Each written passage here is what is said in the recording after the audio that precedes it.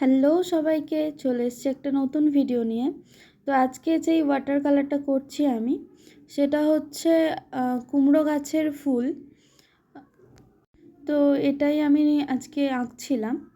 তো এটা যখন আমি দেখলাম তখন দেখে অনেকটাই ভালো লাগলো আমার, যেটা দেখে আমি ছবিটা আঁকতে বসলাম যে অত বড় একটা কুমড়ো ফুল ফুটেছে। তো আমি দেখেছি ছোট ছোট ফুটতে, কিন্তু এটা অনেকটাই বড় ছিল। তো সেই কারণে আমি কুমড়ো ফুলটা আঁকতে বসি।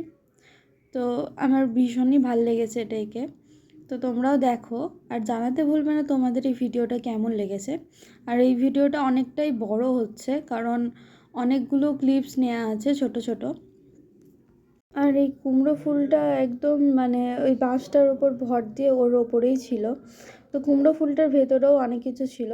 তো এখনই বলে দেব না, লাস্ট পর্যন্ত দেখো ভিডিওটা। আর জানাতে ভুলবে না তোমাদের ভিডিওটা কেমন লেগেছে। আর যদি ভালো লেগে থাকে তাহলে like, comment, share and subscribe করতে ভুলবে না। আর আরও অনেক অনেক ভিডিও আছে, যেমন অ্যানামেল পেন্টিং, যেটা আমরা শিখতে গেছিলাম। তোমরা হয়তো দেখেছো যে আমি শাল বনে গিয়ে শাল গাছ আঁকছিলাম। তো শাল গাছের ভিডিও আমি পোস্ট করেছি, তোমরা দেখেছো। তো এটাও অনেক দিন আগে করা, বোলপুর যাওয়ার আগে। তো ওই ভিডিওটাও আসছে খুব তাড়াতাড়ি। তো আরও অনেক অনেক ভিডিও আছে যেগুলো এখনও পোস্ট করা হয়নি, কিন্তু আছে আমার কাছে। তো সেগুলো খুব তাড়াতাড়ি আসতে চলেছে।